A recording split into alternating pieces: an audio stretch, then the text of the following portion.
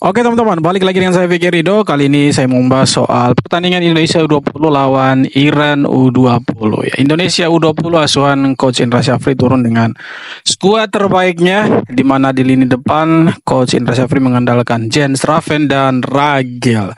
Ya, baru masuk menit ketiga, ya, Indonesia sudah kebobolan lewat sundulan dari pemain Iran, memanfaatkan sepak pojok.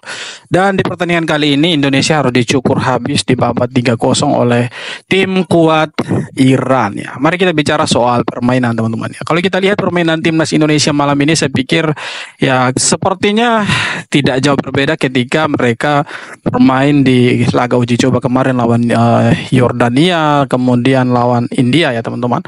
Nah, di sini saya pikir ada beberapa kesalahan-kesalahan yang masih terbawa dari saat uji coba kemarin, di mana mereka masih ya show off sendiri di lapangan, dan itu sangat-sangat ya merugikan mereka, dan hasilnya harus dihukum 3-0.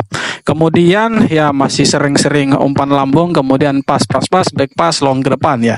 Jadi tidak ada perbedaannya ketika Indonesia main lawan Iran malam ini dengan ketika kemarin mereka main di uji coba di Mandiri Challenge Series teman-teman. Nah, dan ya kita menunggu sebenarnya ya strategi yang dibilang sama Coach Indra Syafri, strategi yang sudah disimpan, tapi rupanya permainannya sama saja. Nah, di sini saya pikir ketika ada pemain-pemain yang memegang bola, pemain timnas memegang bola, pemain-pemain yang lain kurang membuka ruang. Nah, di sini yang menjadi kelemahannya kita, dan akhirnya sekali lagi kita dihukum 3-0 oleh Iran. Nah, kalau kita bicara soal peringkat FIFA, tentunya ya Iran ada di atas. Nah, Iran itu ada di peringkat 18 FIFA, kemudian Indonesia ada 130. Nah, sekarang Indonesia mungkin ada di peringkat ketiga untuk klasemen sementara grup C, karena tadi Uzbekistan berhasil mengalahkan Yaman ya dengan skor tipis. Kemudian Iran yang harus ya berada di posisi teratas karena mengalahkan Indonesia dengan skor 3-0. Nah, di pertandingan berikutnya saya pikir nanti hari Minggu itu pertandingan yang cukup berat ya, walaupun berat saya pikir ya setidaknya kita harus curi poin dari Uzbekistan ya. Uzbekistan saya pikir lebih berat dari ketika lawan Iran malam ini, karena Uzbekistan ya salah satu juara bertahan di turnamen Piala Asia U20 ini teman-teman. Nah, kalau misalnya kita bisa dapat 1 poin dari Uzbekistan ya setidaknya 3 poin dari Yaman. Tapi agak berat karena lawan Iran saja kita keteteran, apalagi lawan Uzbekistan yang notabene jauh lebih bagus dari Iran, dan tipikalnya mungkin hampir sama.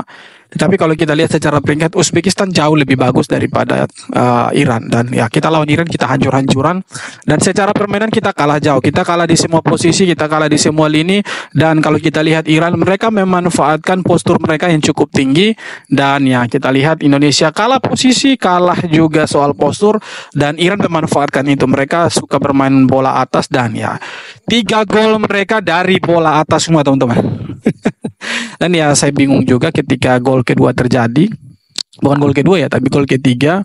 Nah, itu seharusnya ketika kita tahu bahwa kita punya postur tubuh tidak lebih tinggi daripada pemain-pemain Iran, harusnya penjagaan dalam kotak penalti itu bukan ya zona marking lagi, tapi man to man marking.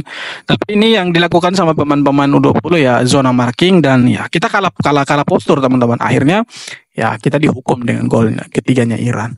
Dan ya secara permainan saya pikir kita masih kalah jauh, masih banyak yang perlu dievaluasi, dan semoga lah kita bisa berbicara banyak di pertandingan kedua dan ketiga untuk bisa lolos ke babak berikutnya. Tapi melihat dari hasil malam ini, saya sedikit pesimis melihat permainan timnas U20 yang tidak berkembang menurut saya. Dan di babak kedua, Coach Indra menarik keluar Jens Raven dan juga Welber Jardim, dan diisi oleh pemain-pemain lokal Indonesia, dan mereka diberikan kesempatan.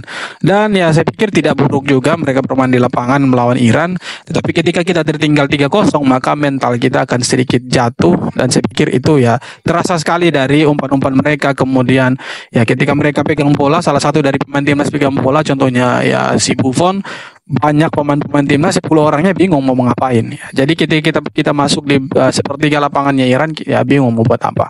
Nah, kita punya beberapa peluang yang harusnya bisa dikonversikan jadi gol, ada sekitar 3 ya. Kemudian ada dari Marcelinus Amaola, itu yang harusnya bisa jadi gol, tapi sayangnya masih bisa ditepis atau dihalau oleh pemainnya Iran, dan akhirnya kita tidak bisa cetak gol. Dan ya untuk ya kesekian kalinya kita dibantai oleh negara Timur Tengah, dan harapannya di pertandingan berikutnya kita bisa lebih bagus lagi, dan kita doakan saja mereka bisa bermain lebih bagus di pertandingan berikutnya. Oke teman-teman, sekian video kali ini. Terima kasih banyak sudah nonton sampai akhir, dan thank you.